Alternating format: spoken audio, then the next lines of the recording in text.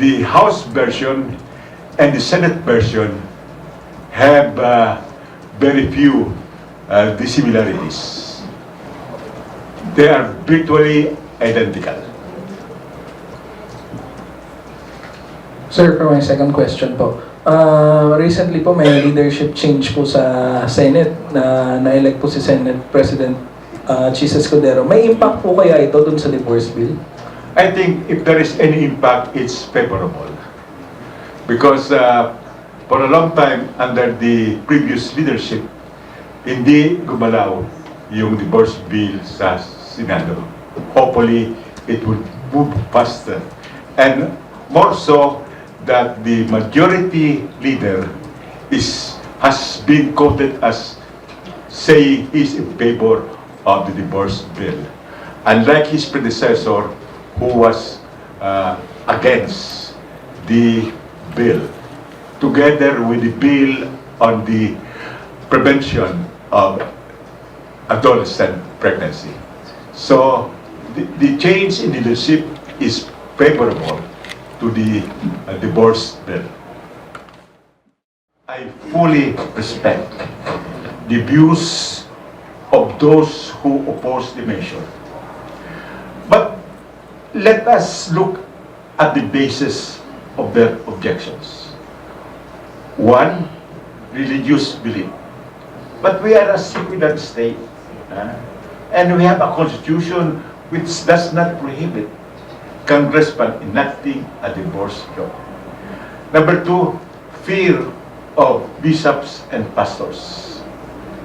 We do not legislate because, or we do not vote against a measure because of fear. We should legislate based on courage and empirical issues. Number three, ang sabi nila, they are just following the preference of their constituents. Hindi ba tayo as leaders, we should lead and tell our constituents what is correct and what is not. That is the test of leadership. Sabi ng iba, they are afraid of reprisals in the forums. Di ba? Well, sa palagay ko naman, sa experience namin ni Majority Leader Janet, there is no Catholic vote in this country. Diba? Yung mga nag-advocate ng reproductive health, halos bumalik sa house. At ang simbahan na hindi masyadong vociferous against this measure because this church has its own canonical dissolution of marriage based on psychological incapacity at ngayon dinagdagan pa ng marital abuse and marital infidelity. Kahit yung Santo Papa, itong divorce proceedings sa simbahan ay liberalize. I think we should be more popist than the Pope.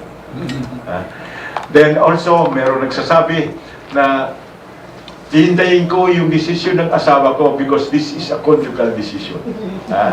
I don't know kung sino ang binutuhan ng constituents para mag-represent ng distrito. Hindi naman conjugal partnership binutuhan, di ba? At yung isa pang reason, ito ay marami nasabi sa akin ito. Sabi niya, ayaw ko ma-displease yung asawa ko. All of these reasons do not go into the empirical and secular merits of the bill. Hindi ito tungkol sa constitutionality and legality of the bill. Hindi ito tungkol sa efficacy of the bill. Kaya't kahit na ganoon ang mga inirespeto ko yung opinion ng mga kasama, ako ay masaya na ito ay hindi sa merit ng panukalang batas. Of course, yung mga pro and anti-divorce din. So, how did you feel po na parang finally, napasa na ito after you said nga po, hours of deliberations and number of interpellations, long hours of interpellations po. I will be happy to retire from public office, not from politics, but from public office in 2025, with the passage in the House and hopefully in the Senate and its enactment into law. Because we need this. Abused wives need this. And we are not abandoning the duty of the state and marriage as the basis of that family. Hindi ho. Doon sa guiding principles, patuloy pa rin ang pag-aruga ng Estado sa kasal. Ngunit, merong mga exception na kailangan bigyan natin ng rescue, liberation, yung mga distressed spouses because of marital abuse, violence, abandonment, and infidelity. At ang karamihan nito, unfortunately, are the wives. So this is a pro-woman legislation. This is an up sequel to what we work very hard for, the enactment of the reproductive health law, where it is the image of the woman which is reflected in that law. It is now more than 10 years already, and the results are clear. We have eliminated, to a certain extent, marital deaths and infant deaths. And we've also